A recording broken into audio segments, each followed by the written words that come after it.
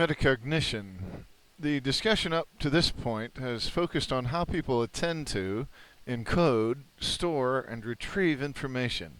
In other words, we have described some basic cognitive processes. But there's another dimension to this story that you need to know about, a more general level of thinking that makes it possible for us to control memory and other cognitive processes.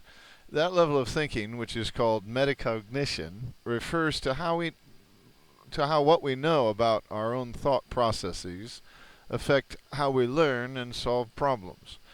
The nature and importance of metacognition. The notion of metacognition was proposed by developmental psychologist John Flavel to explain why children of different ages deal with learning tasks in different ways. For example, when 7-year-olds are taught how to remember pairs of nouns using both a less effective technique, simply repeating the words, and a more effective technique, imagining the members of each pair doing something together, most of these children will use the less effective technique when given a new set of pairs to learn. Most 10-year-olds, however, will opt to use the more effective method. The explanation for this finding is that the 7-year-old has not had enough learning experiences to recognize that some problem-solving methods are better than others. To the younger child, one means is as good as another.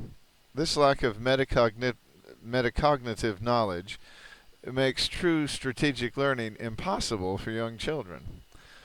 One way to grasp the essence of metacognition is to contrast it with cognition.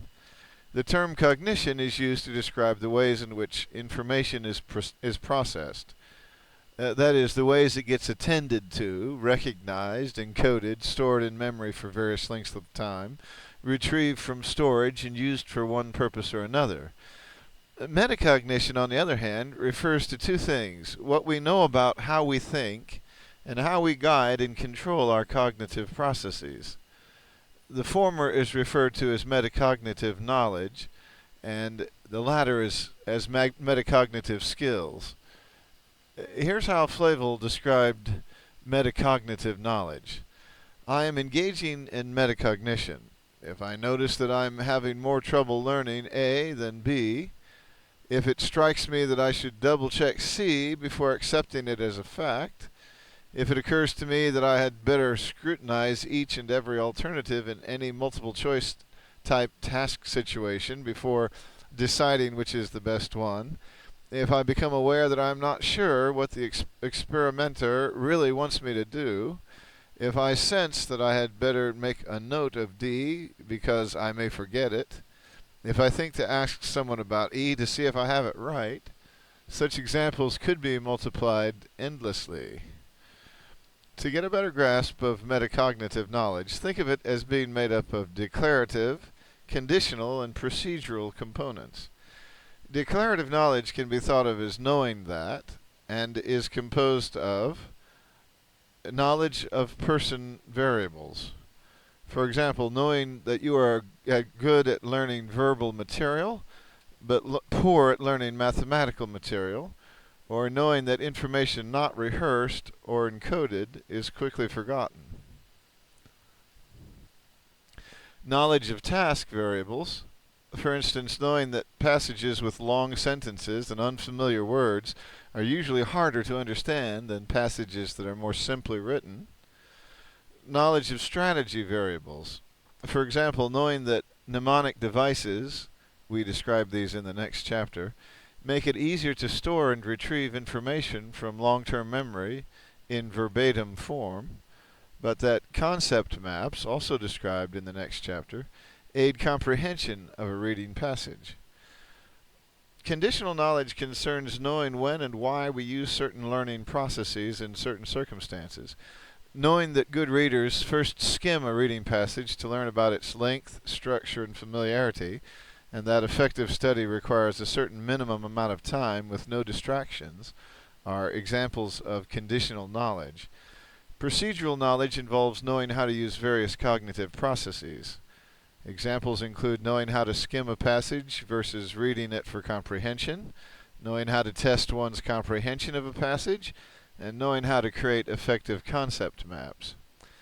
The second part of metacognition metacognitive skills refers to such activities as analyzing an assignment, setting a goal, drawing up plans for achieving one or more goals, keeping track of progress, and evaluating how well the goal has been achieved. Just from a logical standpoint, we may have pretty well conceived we may have pretty well convinced you that metacognition plays a critical role in learning. But we can do better than that. There is strong research support for this concept as well. A review of over 6 studies that examined the effect of metacognitive teaching strategies found that on average they produced substantial increases in learning. Second, metacognition has been found to be a stronger predictor of achievement than intelligence, because we all know how much psychologists hate intelligence. Age trends in metacognition. Because metacognitive knowledge develops gradually throughout childhood and adolescence, there are significant differences in what younger and older children know about their cognitive processes and how to control them. The following summary of research findings should give you some idea of what to expect with children of different ages. In terms of diagnosing task difficulty, most 6-year-olds know that more familiar items are easier to remember than less familiar items, and that a small set of items is easier to recall than a large set of items. What 6-year-olds do not yet realize is that the amount of information they can recall immediately after they study it is limited. Similar findings have been obtained for reading tasks. Most second graders know that interest, familiarity, and story length influence comprehension and recall. However, they are relatively unaware of the effect of how ideas are sequenced, the introductory and summary qualities of first and last paragraphs, and the relationship between reading goals and tactics. 6th graders, by contrast, are much more aware of the effects of these variables on comprehension and recall. Most young children know very little about the role of their own capabilities. They know very little about the role their own capabilities play in learning.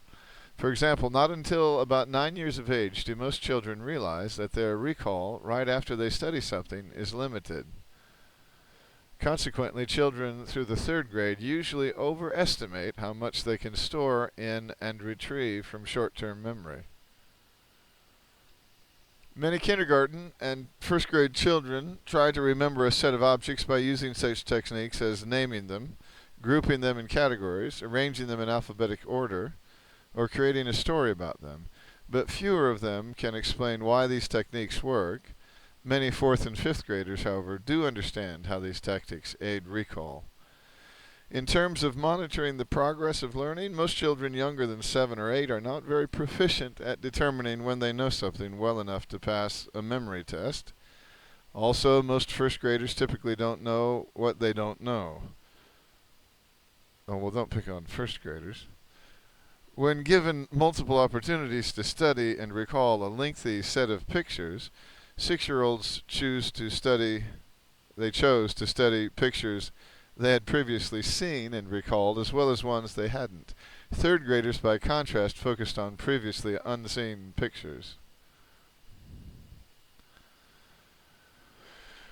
The general conclusion that emerges from these findings is that the youngest school-aged children have only limited knowledge of how their cognitive processes work and when to use them. Consequently, primary grade children do not systematically analyze learning tasks, formulate plans for learning, use appropriate techniques of enhancing memory and comprehension, or monitor their progress because they do not, some would say cannot, understand the benefits of doing these things. But as children develop and gain more experience with increasing complex academic tasks, they experience growth in executive functions or control processes. Through such growth, they acquire a greater awareness of metacognitive knowledge and its relationship to classroom learning. This doesn't mean that teachers should just stand by and wait for metacognitive development to spontaneously occur. As research shows, teachers can prompt students, even those in the primary grades, to use their metacognitive knowledge. The main implication for classroom instruction that flows from the research on metacognition is that you can encourage your students to develop their metacognitive skills and knowledge by thinking about the various conditions that affect how they learn and remember. The very youngest students, through third grade, should be told periodically that such cognitive behaviors as describing, recalling, guessing, and understanding mean different things, produce different results, and vary in how well they fit a task's demands. For older elementary school and middle school students, explain the learning process and focus on the circumstances in which different learning tactics are likely to be useful. Then have students keep a diary or log in which they note when they use learning tactics, which ones and with what success. Look for cases in which good performance corresponds to frequent reported use of tactics, and positively reinforce those individuals. Encourage greater use of tactics among students whose performance and reported use of them are below average. Although this same technique can be used with high school and college students, they should also be made aware of the other elements that make up strategic learning. Discuss the meaning of and necessity for analyzing a learning task, developing a learning plan, using appropriate tactics, monitoring the effectiveness of the plan, and implementing whatever corrective measures might be called for. We describe the process of strategic learning and how teachers can help students achieve this goal in the next chapter. Next, we examine several ways in which you can use computer-based technology to improve your students' information processing skills for a variety of learning tasks. Improving practice through inquiry, one teacher's story. Memory or understanding, what's the goal? By David Ryan Bunting. During my first 2 years of teaching math, the most difficult concept I had to introduce was adding fractions with unlike denominators. The difficulty of this particular concept stemmed from two factors: the textbook and my students' limited numerical understanding of fractions. The textbook suggested that adding and subtracting fractions with like denominators, comparing fractions, and solving decimals should be taught prior to adding fractions with unlike denominators.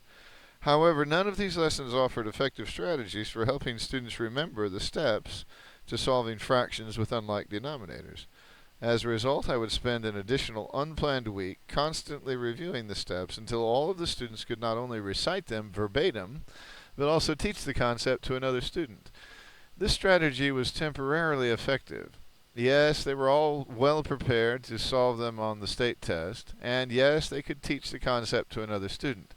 However, following fractions, when my students were introduced to a new concept, taught the concept over a period of time, a week or more, and then asked to recite the steps to solving fractions with unlike denominators, 90%, 20 of 22 students could not remember the exact order of the steps. I taught the concept well enough for them to perform well enough on the standardized test that would be taken 2 days later, but not well enough for them to be able to apply the concept in the future. Prior to the beginning of my third year, I knew I had to remedy this fraction situation, so I did a couple things. First, I attended a conference that focused on helping teachers increase their students' number sense. Second, I dissected all of the concepts the textbook suggested I teach prior to and following the lesson on solving fractions with unlike denominators. I used the information from the math conference to increase my students' numerical understanding of fractions before teaching them fractions with unlike denominators. First, the students were given a worksheet with various denominators listed but missing numerators. Using fraction strip manipulatives, they had to create a numerator that would make the given fraction equivalent to 0, 1/2, and 1. Following each problem, we would discuss why every student's answer was correct or incorrect. After the students mastered the proper fractions, we used similar manipulatives and worksheets for mastery of mixed fractions. This strategy successfully prepared students to think, to estimate, and then solve proper and mixed fractions. For example, when given the problem 7/8 plus 1/5, my students were able to estimate that 7/8 was equal to about 1, and 1/5 was equal to about 0, so 1 plus 0 is 1. Therefore, 7/8 plus 1/5 is equal to about 1. The actual answers 1 3/40, so their estimate was very close. They had acquired cognitive tools that allowed them to think conceptually as they solved fractions with unlike denominators without me having to demonstrate and without them having to memorize and follow a set of steps. Second, I decided to rearrange the order in which I taught lessons prior to and following the solving of fractions with unlike denominators. I decided to teach estimating and solving fractions first, followed by least common multiple, and then equivalent fractions prior to teaching the solving of fractions with unlike denominators. Finding the least common multiple and an equivalent fraction are two important steps to solving these types of problems. I combine them with the teaching of estimating fractions through the use of manipulatives, and my students not only performed proficiently and or advanced on the state tests, but they were able to apply this concept in the weeks following the test. David Ryan Bunting is a teacher at Washington Park Elementary School in Washington, Pennsylvania.